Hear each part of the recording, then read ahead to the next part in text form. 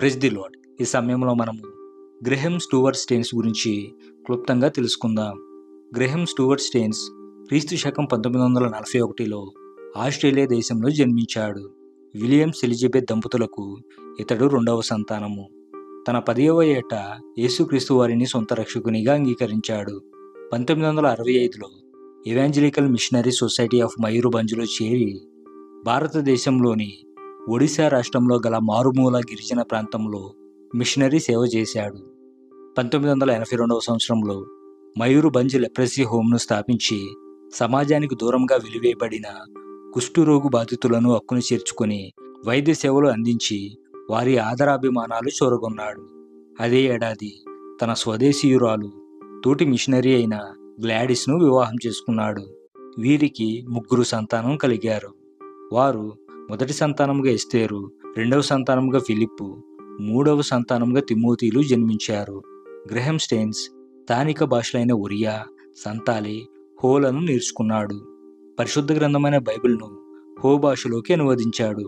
1999 జనవరి 22న మనోహర్పూర్లో జరిగిన వైద్య శిబిరానికి గ్రెహం స్టెయిన్స్ అతని 2 కుమారులతో హాజరయ్యాడు. బాగా పొద్దుపోవడంతో వారు ప్రయాణించే వ్యానును అక్కడే నిలిపి అందులో నిద్రకు ఉపక్రమించారు. అంతలో కొందరు మత ఛాందసవాదులు వారిపై క్రూరంగా దాడి చేసి వ్యానుకు నిప్పు పెట్టారు. గ్రెహం స్టెయిన్స్ మరియు అతని 2 కుమారులైన ఫిలిప్పు, తిమోతిలు అగ్నిజ్వాలలకు సజీవ దహనం అయ్యారు. భారత క్రైస్తవ చరిత్రలో అతి దుఃఖకరమైన ఈ సంఘటన ప్రపంచం మానవాళిని కంటతడి పెట్టించింది.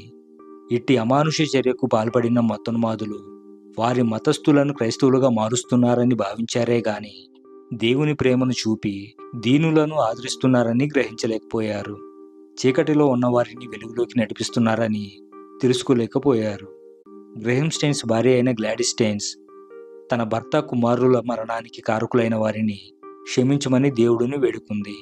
ఆమె చేయుచున్న సమాజ సేవకు గుర్తింపుగా 2005లో భారత ప్రభుత్వం పద్మశ్రీ పురస్కారంతో సత్కరించింది.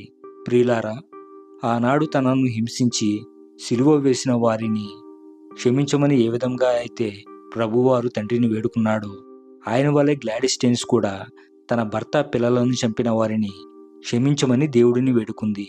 అట్టి క్షమాగుణము మనమందరము కలిగి ఉండాలని దేవుడిని ప్రార్థిద్దాం. ఆమేన్.